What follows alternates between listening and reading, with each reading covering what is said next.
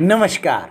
Kanpur shoot out में एक बड़ी गिरफ्तारी हुई है और ये गिरफ्तारी हुई है जयकांत वाजपेयी उर्फ जय वाजपेयी की। ये गैंगस्टर विकास दुबे का खजांची बताया जा रहा है और जब से ये शूट आउट हुआ था उसके बाद से ही पुलिस इसको हिरासत में लेकर के पूछताछ कर रही थी। विकास दुबे के सारे पैसे का मैनेजमेंट यही जय वाजपेयी किया करता था और इसके पास अकूत संपत्ति है। बताया जा रहा है कि 50,000 सालाना जिसकी आमदनी थी, 4,000 की नौकरी प्रिंटिंग प्रेस में करता था, वो अचानक 12-15 लाख का ITR भरने लगा और 5-7 सालों में दिन दूना रात चौगुना प्रगति कर गया। इसके पीछे का राज गैंगस्टर विकास दुबे है, क्योंकि उसकी जो काली कमाई होती थी वो इसी के माध्यम से खपाता था। चाहे वो ऑनलाइन सट्टा खेलता हो, चाहे प्रॉपर्टी में पैसा लगा रहा था, सब जय वाजपेयी ही कर रहा था। एक और महत्वपूर्ण बात जय वाजपेयी के बारे में ये है कि यही वो शख्स है जो राजनेता यानी सफ़ेद पोश और ब्यूरोक्रेट्स के बीच में विकास दुबे की अहम कड़ी है। यदि पुलिस की माने और जो पूछताछ में जानकारी निकल करके आई है उसके मुताबिक 2 जुलाई की रात को ये शूट आउट हुआ था, एनकाउंटर हुआ था और 1 जुलाई को विकास दुबे ने जय वाजपेयी को फ़ोन किया था। बताया ये जा रहा है कि इसने कुछ रकम और रिवाल्वर और कारतूस 2 जुलाई को विकास दुबे को दे करके आया था। अपना फ़ोन ये घर पर रख गया था, इसलिए इसका लोकेशन पता नहीं चल पा रहा है। इसके साथ ही प्रशांत शुक्ला उर्फ डब्बू को भी गिरफ्तार किया गया है।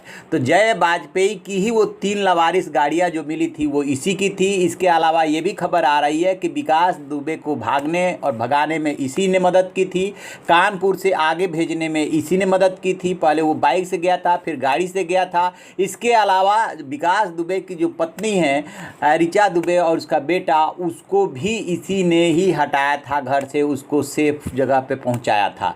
तो चूंकि ये राजदार है और नौकरशाहों में विकास दुबे की कैसे पैठ बढ़ी, राजनेताओं में कैसे पैठ बढ़ी, तत्कालीन SSP के साथ जय वाजपेयी अच्छे से बातचीत करते हुए देखा जा सकता है। तो बताया ये जा रहा है कि नौकरशाहों को यही सेट किया करता था। धीरे धीरे एलिट क्लास में इसका उठना बैठना हो गया और विकास दुबे के लिए काम कर रहा था।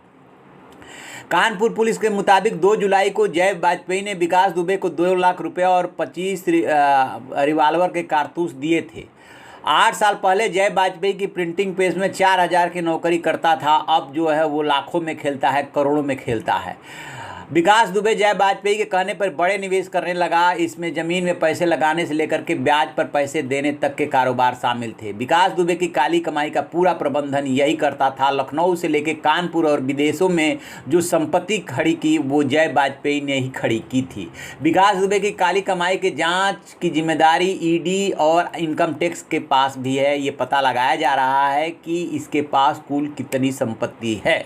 जय ने दुबई और बैंकॉक में करीब 25 करोड़ के 2 आशियाने खरीद रखे हैं। जय वाजपेयी कानपुर के एक बड़े उद्योगपति और विकास दुबे के लिए प्रॉपर्टी डीलिंग और मनी लॉन्ड्रिंग का काम करता था। जिस उद्योगपति का नाम आ रहा है उससे विकास दुबे के भी संबंध बताए जा रहे हैं, यानी कि यही जय वाजपेयी अहम कड़ी है।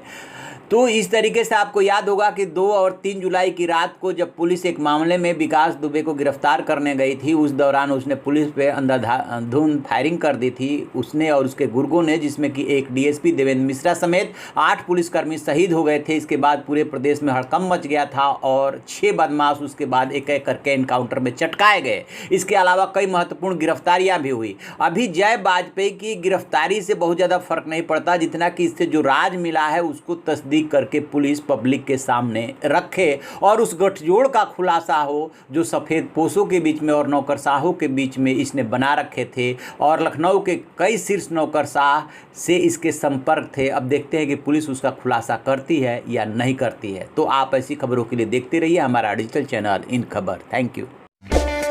इन खबर चैनल को सब्सक्राइब करें और